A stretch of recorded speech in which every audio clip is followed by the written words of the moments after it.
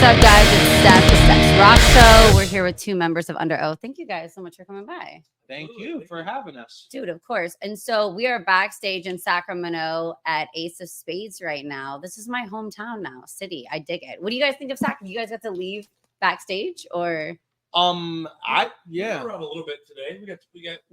We're doing 2 nights in a row here. Yeah. So You're sold out both nights. Yeah. Congrats. You. Dude, Yeah, you guys are on fire. I used to spend all my summers out here because my dad lives here. So Oh. I used to ride my bike all around Sacramento. Basically between my dad's house and the Arden Fair Mall I own those streets. Oh, wow. I don't know if they still, if everybody You knows. still own those streets. Yeah. It's a dangerous area. Chris is a dangerous guy. Yeah, it's dangerous because I don't That's feel the like way I I'm run in things. danger. Yeah. I usually hear that.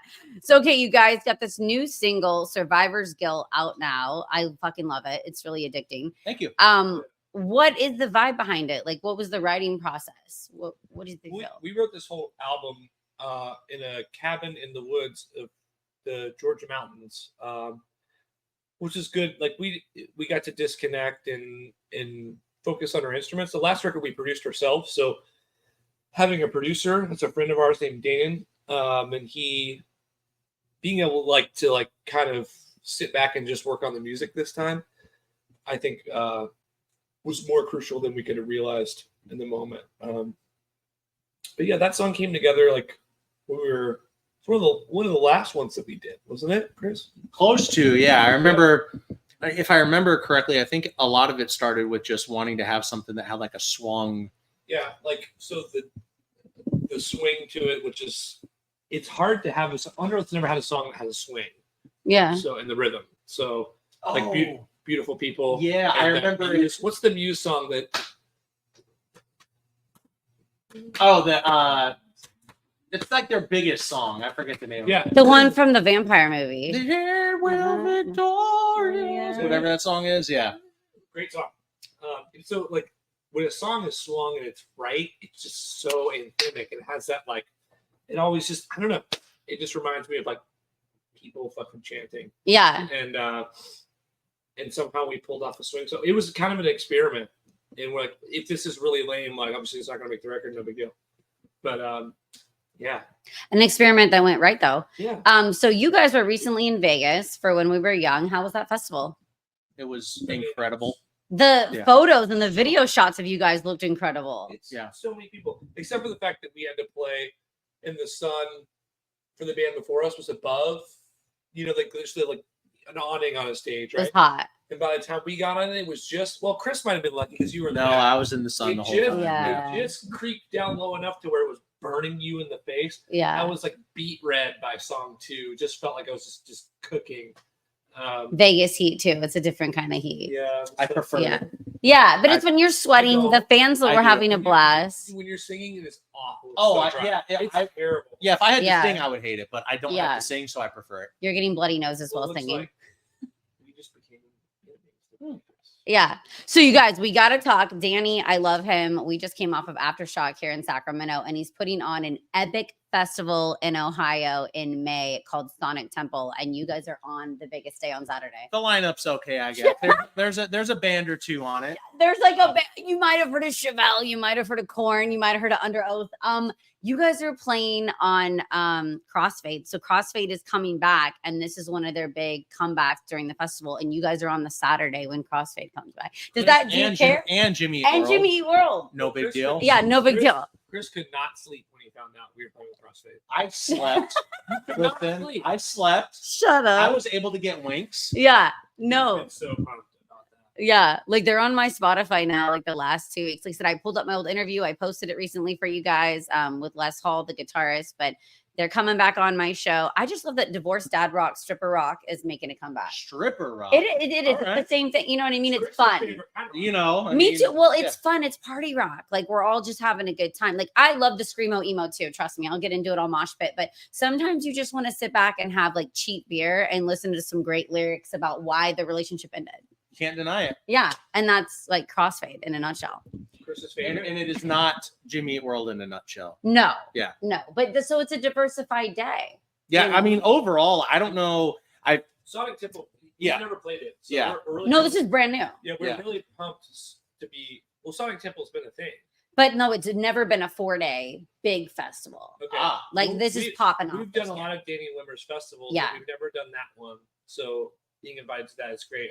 Danny Wimmer's festivals, from the band perspective, I've never gone as a fan, but they are hands down the best. Yes. The best food. Well, it's just like, it's clean, it's organized. There's never any like weird communication error. You don't ever show up and things are like fucked and you're like, oh my God, like the stage is all messed 100%. up. And you're playing 20 minutes late. Like Danny Wimmer's festivals are always like crisp, clean, on time. Like I said, the catering, that's all the bands always say, like the catering's the best. They take care of the bands. Yeah. And that is, and the crowds are huge. So yeah. It's a win-win-win. Yeah. No, it really is. Those are my favorite festivals in the modern era of music right now. So what is your guys' favorite part about touring? What's the best? I mean, it sounds like really cliche, but I think for us that the high point of our day is always like, you know, the time that we're on stage. Like everything else, I mean, it's great to go, you know, be able to have like cool restaurants and like for me, I just enjoy like meeting a lot of people, but there's nothing like playing a show. Like traveling is fun when you're traveling for fun with your friends or family, but like the hardest part about the job is being away, right? Yeah. So like, because we all have families and loved ones at home, and if I was talking about some of this in meet and greet a minute ago, who used to be a front of house engineer, and he said he had to stop just because it gets so grueling. I was like, I couldn't tour if I wasn't on the stage. Like, playing is the 100% hands down the best part. Like being on stage, connecting with the people, playing music. Everything else that comes with it can suck at times because you're gone. Like if you get sick, you're out here touring on the bus, and you're like, you're just beat, you know. Trying to eat healthy, stay in shape is difficult. Like, eating out, you know, like something you look forward to as a kid, like going out to dinner. But when you can't have a home cooked meal because every meal is going out, you're like, man, I just can't wait to get home. And it's not because we don't love the stage, it's because some of the stuff that comes with touring can be grueling. But what makes it worth it for us is we have really incredible fans that go nuts and mosh and sing very loud, so that makes it a lot easier to be gone. Yeah, I'm excited. We're gonna go to your show tomorrow night and check it out. So I'm stoked that bring all the equipment, you know, do the interview, and then actually come back to get in the mosh pit tomorrow. Oh yeah. So Spencer, I saw on Revolver magazine that you said sometimes you take one addiction and you replace it with another, and I'm guilty of this. And right now, your sleep, like getting a solid night's sleep, is one of your addictions. I vibe hard. Like I love 8 hours of sleep. Yeah. Sleep. Like I brag about it. I brag about it to my friend. Are you still? You're a sleeper. Like you're a solid. I love sleep when I can get it. Sleep in the gym. Like it's become like it gets to become habitual. Like where you're like, you just find yourself doing it even when you don't want to or realize that you're doing it. Do you guys nap too? Like I'll nap, even if I get 8 hours, sometimes I'll nap and I'll just be stoked. Yeah, I never nap because I always say that I feel worse when I get up from a nap. But on this tour, I've been sleeping so little that yesterday I took my first nap in probably, it's been a long time since I took a nap. It was I needed it. Did you brag? Did you brag about No, I just went and I fell asleep, woke up like an hour later and felt a lot better. Because I was like walking down the street yesterday. We had a day off, and like I felt like I was nodding when I was like walking. A zombie, exhausted. Yeah, I've not been sleeping nearly enough. I've been a solid like 5 to 6 hours a night on this tour. Survivor skill. We play an hour and a half every night, and then on our day off, we shot that music video ourselves. Wow. That wasn't like a planned thing from the label, like go shoot a video for this. We really believe in this new record that we made, and we're working harder than we did when we were 18 years old, like as if we never have made it at all. Like, so we're spending our spare time working on stuff that's coming up in the future, and we're kind of burnt, we're a little tired. So it happens with our age, but I feel, don't you think you're more appreciative the older you get? Like, even though you've been in the industry for so long, 20, 30, you guys grew up in music, but it's almost like the older I get, the more lucky I feel to be here, and the harder I want to work. Yeah. Oh, absolutely. Yeah. Cause I mean, doing this for this long, it's definitely not lost on us that it's like it's like an anomaly. And it's a privilege. Oh, Yeah, it's a privilege. absolutely. But you guys Like, are this successful this long. Yeah, it almost never happens. So, Yeah. If you can beat the initial buzz, a lot of bands have a moment, and if you can keep it going, and I've really admired the bands, some of the bands that I grew up on that like they just didn't quit,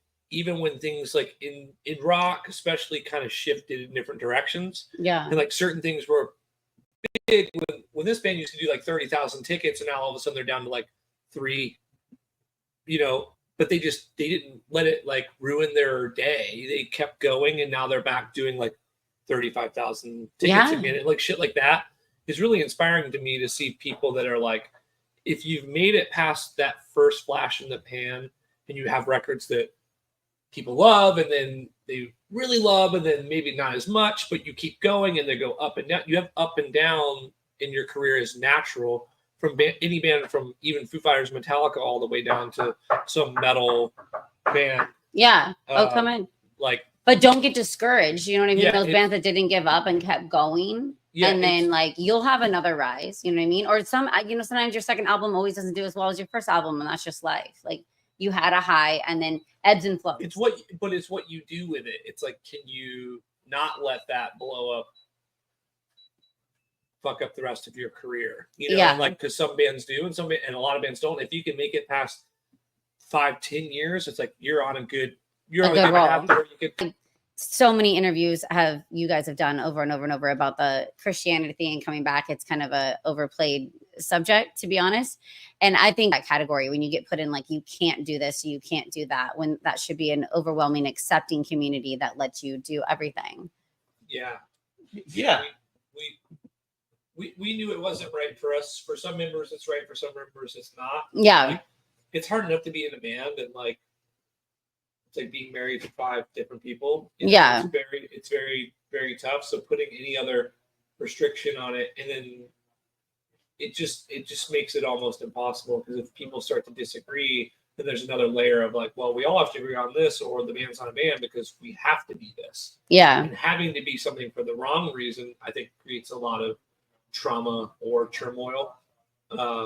Everyone's so unique and different and beating to their own drum. So yeah, you can't be all put in one category. It's really, really tough for a band to be like, we're all Christian, or we're all satanic, or we're all straight edge. Like that's a really tough thing to do, because people do change and evolve, and like, and if you're changing and like seeing what works for you, that's great. But if you're staying away or doing something because you feel like you have to because of the band, because that's your job and your career, can really confuse you, or you don't want to feel pigeonholed too in one area. Like there's so much more than what your faith is in a private section of your life than the music that you're bringing to people, which is going to speak to hundreds of thousands of people that you don't want them to disagree with what you're doing in your private time. That's just personal, to be honest. I think that's too personal. Worship music and you're a worship band, that's different. Like yes. If you're playing in the Christian scene only, like that's a different thing. For like, sure. Be going like, oh wait, we're not a Christian band anymore.